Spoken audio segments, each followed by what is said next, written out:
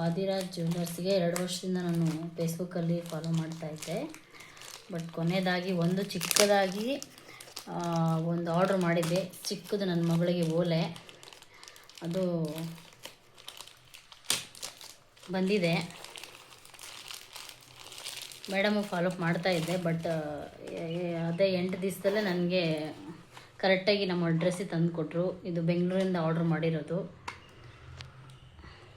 ನೋಡಿ. ಓಲೆ ತುಂಬ ಚೆನ್ನಾಗಿದೆ. ನನ್ನ ಮಗಳು ಇನ್ನೂ ಚಿಕ್ಕವಳು, 10 ವರ್ಷ. ತುಂಬ ಚೆನ್ನಾಗಿದೆ ಓಲೆ.